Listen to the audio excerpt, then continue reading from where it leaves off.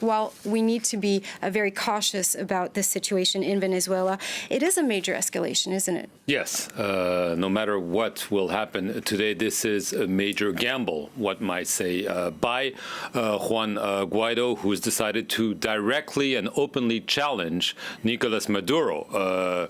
We've seen this over the past few weeks. You may remember there was an attempt to have humanitarian aid enter the country through the borders of Colombia and Brazil. It was essentially a failure. Today, in the heart of Caracas, in the heart of a military base, it's not exactly clear where Juan Guaido was this morning, but he was at least near a military base in the heart of the capital. He's challenging the president, Nicolas Maduro, by calling on not only the people, on the army to join him and Leopoldo Lopez and try to oust the regime. He said he's the legitimate president. Nicolas Maduro was elected through a sham election a year ago, and therefore it's not what he would call a coup, but the reestablishment of the popular will.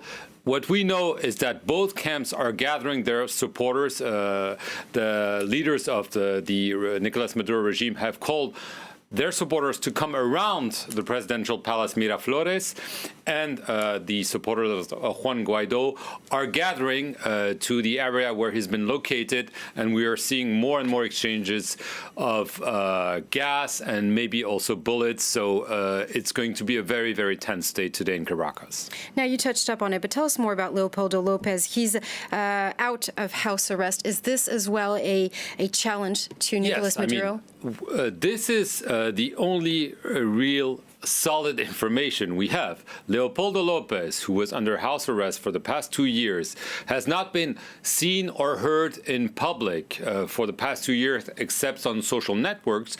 We've seen him at dawn today, alongside Juan Guaido. We've seen him speak and call on the Venezuelan people to take to the streets. So this is obviously very humiliating for the regime of Nicolas Maduro.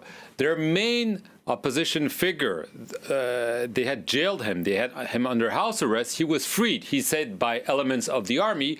Whoever did that, clearly, this is a humiliation for the regime of Nicolas Maduro.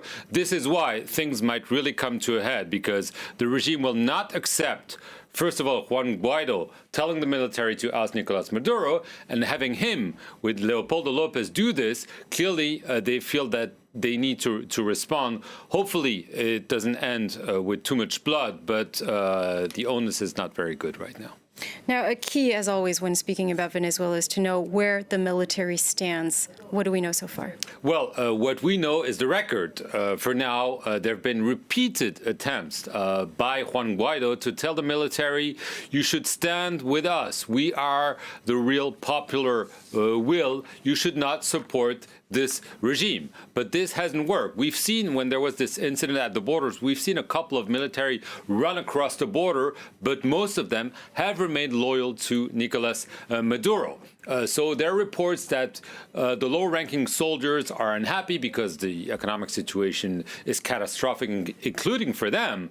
However, the top hierarchy has stood by Nicolas Maduro, and this has been the key to his survival. So today, if this open challenge to his authority, this open call to the military to join the opposition, he survives this, obviously this will be a major, major blow for Juan Guaido. This is why it is really a major gamble. The regime will, of course, say that this is orchestrated not only by Juan Guaido, but probably by Donald Trump. There is clear support by the U.S., by countries in the region. We've seen the president of Colombia just a couple of minutes ago say that he supported Spain as well. The military. Spain, it's different. Spain is saying we're hoping to avoid a bloodshed, but we're not in favor of a military coup.